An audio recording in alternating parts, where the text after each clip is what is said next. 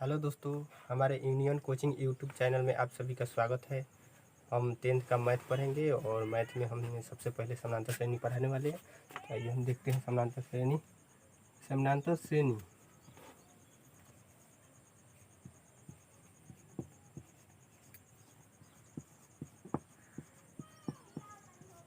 समानांतर श्रेणी का इसका मतलब ही होता है कि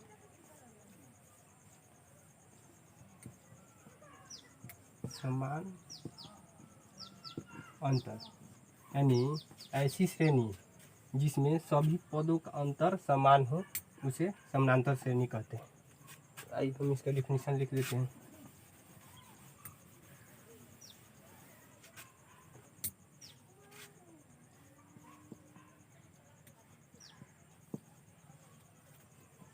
ऐसी श्रेणी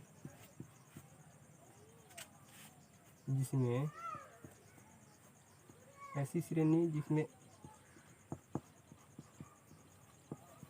जिसमें लगातार सभी पदों का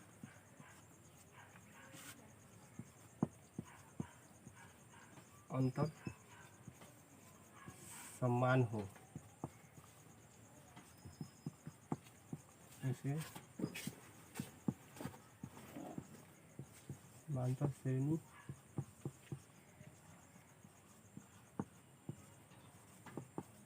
कहते हैं। ऐसी समानांतर श्रेणी ऐसी श्रेणी जिसमें लगातार सभी पदों का अंतर समान हो उसे समानांतर श्रेणी कहते हैं। जैसे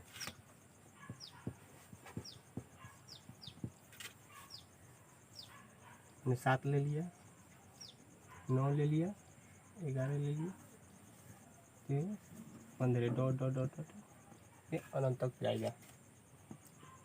और इसमें देखेंगे कि इन दोनों का अंतर निकालेंगे तो हमारा 2 आएगा। फिर इन दोनों का अंतर निकालेंगे तो 2 आएगा। इन दोनों का अंतर निकालेंगे तो 2 आएगा। इन दोनों का अंतर निकालेंगे यानी सभी का अंतर 2-2 आएगा। यानी इस श्रेणी में जितने भी पद हैं उन सभी पदों का अंतर समान आ रहा है, इसलिए समानांतर श्रेणी में कहलाएगा। और समानांतर श्रेणी में समान अंतर या तो जुड़ता है या समान अंतर घटता है। इसमें गुना नहीं होता है, गुना वो अलग हो जाएगा, वो सब गुणोत्तर श्रेणी में पढ़ना होगा। ये समानांतर श्रेणी में या तो समान नंबर जुड़ता है या समान नंबर घटता है, और जो भी जुड़ता है घटता है वही हमारा अंतर होता है। ठीक है, तो मान लीजिए को और उदाहरण ले लेते हैं। 1 हो जाएगा, 3 हो जाएगा, 5 हो जाएगा, 7 हो जाएगा, 9 हो जाएगा, 12 हो जाएगा। इसमें भी अंतर देखिएगा तो 2 आ रहा है, इसमें भी 2 आ रहा है, इसमें भी 2 आ रहा है, 2 आ रहा है, इसमें भी, यानी सभी में 2-2 अंतर आ रहा है। यानी इसे कहेंगे कि समानांतर श्रेणी में है। अगर मान लीजिए कि अगर हमारा यहाँ पर 2 है, यहाँ पर 4 है, यहाँ पर 7 है, यहाँ पर 9 है, यहाँ पर 12 है, इसमें देखेंगे कि इसका अंतर 2 आ रहा है, इसका 3, इसका 2, इसका 3। इस श्रेणी में अलग अलग अंतर आ रहा है सभी का। जितने भी पद हैं इसमें 2 आ रहा है, इसमें 3 आ रहा है, इसमें 2 आ रहा है, इसमें 3। इसको बोलेंगे कि समानांतर श्रेणी में नहीं है। मतलब इस समानांतर श्रेणी का मतलब ही होता है कि ऐसी श्रेणी जिसमें सभी पदों का अंतर समान हो। अगर कोई भी पद का इसमें अगर अंतर अलग आ जाएगा तो उसे समानांतर श्रेणी में नहीं कहेंगे। कहीं किसी को कहेंगे कि समानांतर श्रेणी में नहीं है। अगर इन सभी का अंतर समान आ रहा है तो ये समानांतर श्रेणी में है। तो ये हमारा समानांतर श्रेणी में है और ये हमारा समानांतर श्रेणी में नहीं है। तो अगर डिफिनीशन लिखना चाहते हैं तो लिखिए, इसको हम मिटाते हैं।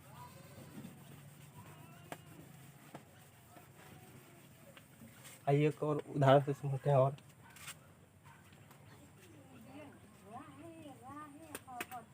2 यहाँ पर 5, 8, 11, 14, 17,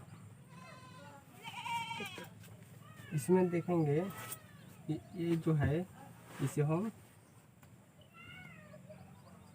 प्रथम पद कहते हैं। इसे ए या A1 से सूचित करते हैं या T1 से सूचित करते हैं। इसे हम दूसरा पद कहते हैं। इसे A2 से सूचित करते हैं। ये हमारा तीसरा पद हो जाएगा। इसे A3 से सूचित करते हैं। ये हमारा चौथा पद हो जाएगा।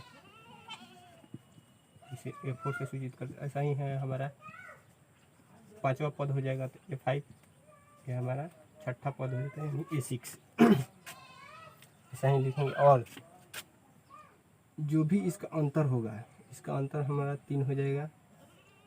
कभी 3 3 3 3।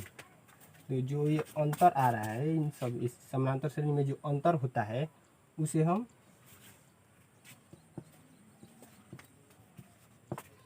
सार्वंतर कहते हैं। इसे डी से सूचित करते हैं। और डी निकालने के लिए हम दूसरे पद में से पहले पद को घटाते हैं। यानी कहने का मतलब है कि जो हमारा बाद वाला पद होगा उसमें से पहले पद को घटाते हैं। इसमें से कोई भी बाद वाला, जैसे मान लीजिए यहाँ आप 8 ले लेंगे तो यहाँ 5 ले लेंगे, यानी बाद वाले पद में से पहले पद को घटाते हैं। कहीं से भी उठा लेंगे, जैसे मान लीजिए कि हमारा A4 हो गया तो हम उसके बाद A3 इसमें से घटाएंगे। तो यहाँ से A2 लेंगे तो A1 घटाएंगे, यानी बाद वाले पद से पहले पद को घटाएंगे तो हमारा D निकल जाएगा। यानी A2 माइनस A1 भी लिख सकते हैं, A3 माइनस A2 भी लिख सकते हैं, A4 माइनस A3 भी लिख सकते हैं। कहीं से भी हम इसका सार्वंतर निकाल सकते हैं। चलिए नोट कर लीजिए।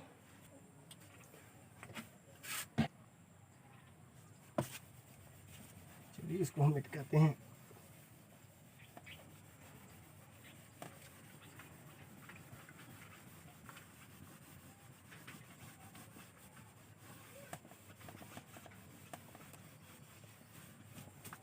देखिए, समानांतर श्रेणी दो प्रकार का होता है। एक हमारा परिमित हो जाएगा, एक अपरिमित हो जाएगा। एक हमारा परिमित हो जाएगा, एक अपरिमित।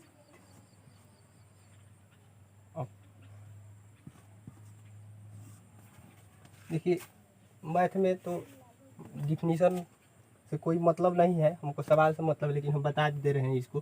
परिमित मतलब होता है जिसमें हमें जितने भी पद हैं उसको हमें ज्ञात हो। जैसे मान लीजिए कि यहाँ पर 1 है, यहाँ पर 3 है, यहाँ पर 5 है, यहाँ पर 7 है, यहाँ पर 9 है, 11 है, यानी हमें लास्ट पद तक हमें ज्ञात हो, उसे अपरिमित कहते हैं। जैसे यहाँ पर हम गिन सकते हैं कि इसमें कितने पद है। जैसे मान लीजिए हमारा फर्स्ट पद हो गया, सेकंड पद हो गया, थर्ड पद हो गया, 4 पद हो गया, 5 पद हो गया, 6, तो हम कह सकते हैं इसमें 6 पद है, यानी ये परिमित है। और अपरिमित के मतलब होता है कि जिसमें पद ज्ञात न हो। जैसे मान लीजिए कि 9 हो गया, 11 हो गया, 13 हो गया, डैश डैश जैसे, यानी हमें लास्ट पद ज्ञात न हो, उसे अपरिमित कहते हैं। तो देख लीजिए, उतार लीजिए अगर उतारना चाहते हैं। चलिए, इसमें ज़्यादा कुछ नहीं है, यही खाली समझना है कि परिमित किसे कहते हैं, अपरिमित। परिमित समझ गए जिसमें पदों की संख्या ज्ञात हो, जिसे हम मैंने ज्ञात हो, जैसे हम गिन सकते हैं। जैसे कि इसमें कितने पद हैं तो हम बता सकते हैं इसमें कितने पद हैं, तो इसे परिमित कहते हैं। इसमें हम नहीं बता सकते हैं कि कितने पद हैं, इसमें लास्ट पद हमें ज्ञात ही नहीं है। और ज्ञात होता लास्ट पद तो हम बता सकते थे कि इसमें कितने पद हैं, निकाल सकते थे, लेकिन इसमें ज्ञात नहीं है, इसलिए इसे अपरिमित कहते हैं। ठीक है, बता दे रहे हैं।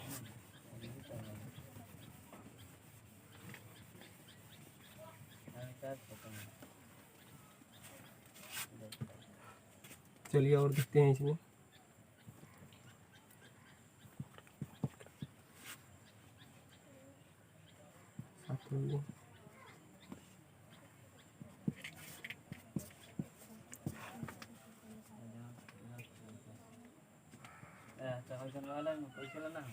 देखिए, इसमें देखिएगा कि जो भी अंतर है हमारा 3 अंतर है, 3 अंतर है, 3 अंतर है।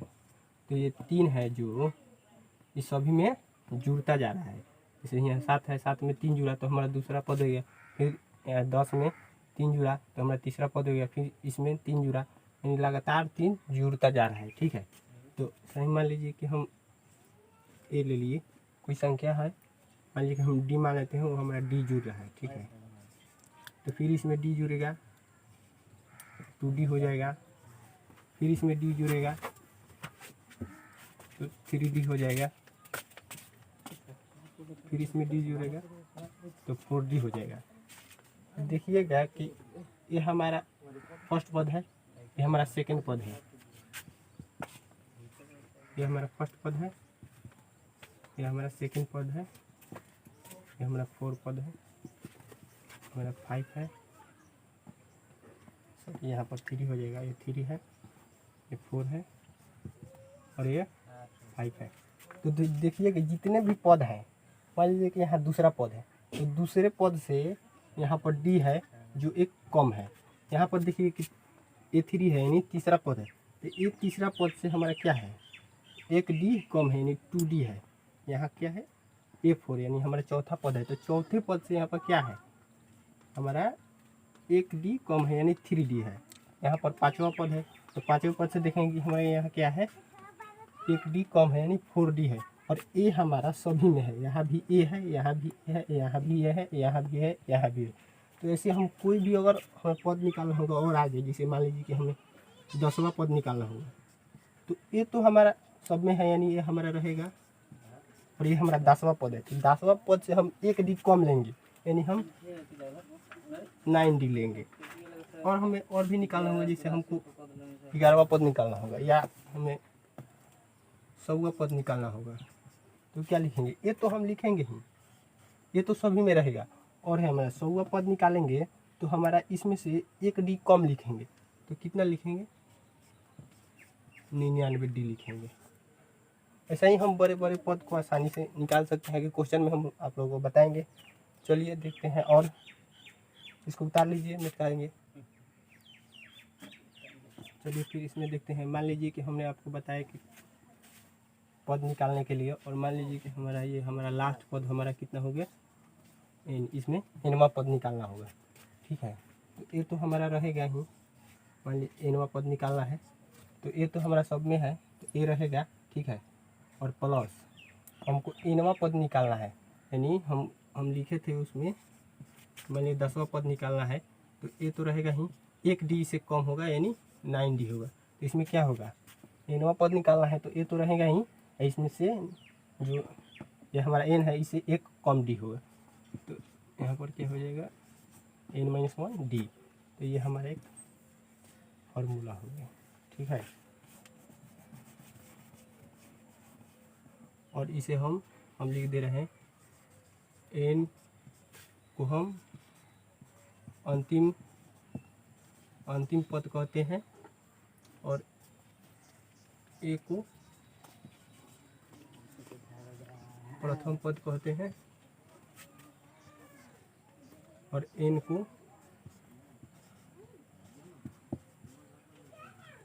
पदों की संख्या कहते हैं, और d हमारा क्या हो जाएगा, सार्वंतर है। n हमारा पदों की संख्या ज्ञात करता है कि इसमें कितने पद हैं, और हमारा n ज्ञात करता है कि इसमें यहाँ लास्ट पद, यानी यहीं तक पद है, लास्ट पद हमारा n हो जाएगा, यानी अंतिम पद। ये हो जाएगा हमारा प्रथम पद, और d हो जाएगा हमारा सार्वंतर। तो ये लिख लीजिए और ये सूत्र उतार लीजिए। चलिए हम इस फार्मूला से इस सवाल को देखते हैं। हमारा ये क्या हो जाएगा, ये हमारा प्रथम पद हो जाएगा। पहले देखते हैं कि समानांतर श्रेणी में है कि नहीं है। तो हम समानांतर श्रेणी निकालने के लिए बोले थे कि हमें पदों का अंतर देखेंगे कि किसके कितना आ रहा है। d बराबर A2 माइनस A1 हो रहा है, तो हम 15 में से 12 को घटाएंगे, हमारा क्या आ जाएगा, 3 आ जाएगा। एक और निकालते हैं, d देखते हैं, A3 में से A2, 18 में से 15, 3 आ जाएगा। यानी इसमें देखेंगे यहाँ भी 3 आ रहा है, यहाँ भी 3 आ रहा है। ये सीरीज यानी ये समानांतर श्रेणी में दिया हुआ है सीरीज है, इसमें सभी का अंतर 3 3 3 3 आ रहा है। ठीक है, और हमारा प्रथम पद ए हो जाएगा, 12 हो जाएगा, ठीक है। और इस फार्मूला से एन हमारा कितना है, ये हमारा अंतिम पद है एन, ठीक है। तो ये 99 दिया हुआ है। ये इससे हम सवाल को सॉल्व करते हैं। डी एन हमारा दिया है 99, ये हमारा दिया है 12 प्लस एन हमको ज्ञात करना है, और डी हमारा 3 दिया है, ठीक है। अब ये 99 है, 12 प्लस एन माइनस यहाँ पर 3 है, ठीक है। तो ये 12 प्लस में है तो इधर आएगा तो माइनस में हो जाएगा, तो घटाएंगे और इसको ऐसा ही रहने देते हैं। ये हमारा घटेगा तो आ जाएगा आपका 9 में से 2 गया 7 हो जाएगा, और यहाँ पर 8 हो जाएगा, n माइनस 1 3, और ये 3 है जो इधर आएगा तो भाग में हो जाएगा। इधर लिखते हैं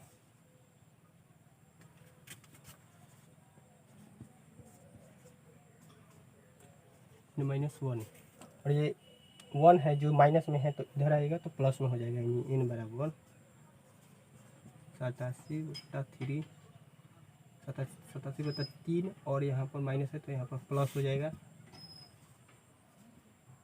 यहाँ पर एलसीएम ले लेंगे तो 3 आएगा, उसके बाद 8 7 और 3 19 हो जाएगा। इसको काटेंगे, n बराबर आपका आ जाएगा 30 आ जाएगा, यही हमारा आंसर हो जाएगा। उतार लीजिए।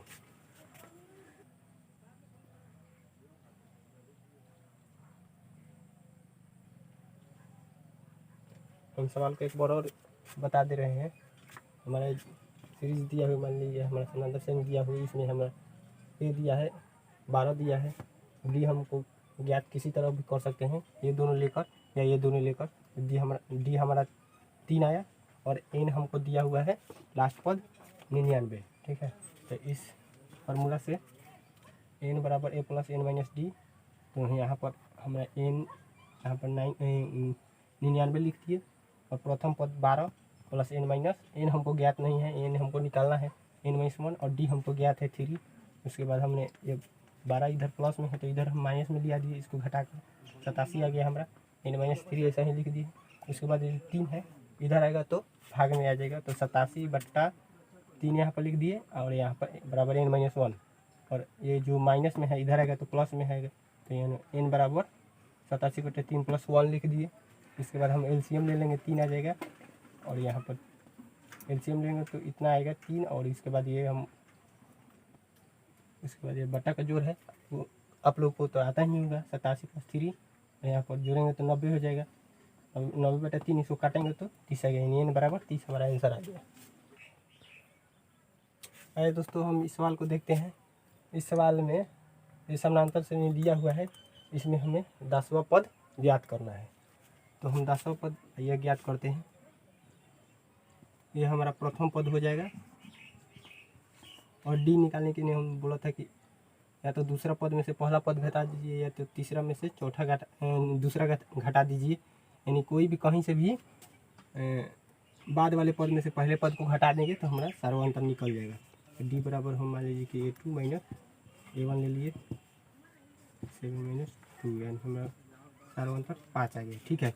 तो हमको ए यहाँ पर ज्ञात है, डी हमको ज्ञात है, 10वां पद निकालना है। तो हमने बताया था कि कोई भी पद निकालेंगे, मान लीजिए 10वां पद निकालेंगे तो ए तो रहेगा, और हमारा जो 10वां पद है उसमें से एक कम डी लिखेंगे, यानी 9D लिखेंगे। तो ए हमको ज्ञात है कितना, 2, और हमें डी ज्ञात है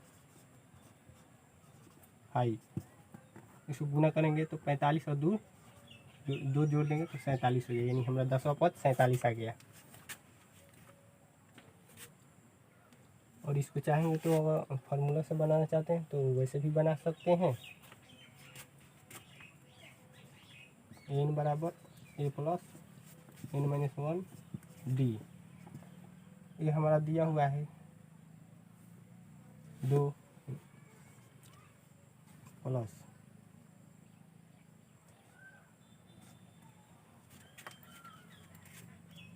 हमको n ज्ञात है, 10वें पद तक है, और d हमारा 5 है। 2 प्लस यहाँ पर 9 हो जाएगा, 47 हो जाएगा। यहाँ पर n हमको ज्ञात करना था इसमें, और हमारा n 10 दिया है, ठीक है। और यहाँ पर a हमको मालूम है 2 और d हमको मालूम है 5, तो हमने सूत्र के हिसाब से रख दिया है। यहाँ पर a के जगह पर 2, और यहाँ पर n के जगह पर 10, और यहाँ पर d 5। उसके बाद इसको हम जो भी होगा सॉल्व कर लेंगे तो हमारा 47 आ जाएगा। यही चलिए दोस्तों, हम अब नेक्स्ट वीडियो में हम NCERT का बुक पढ़ाने वाले हैं, उसमें सवाल जो होगा वो हम कल से पढ़ाएंगे।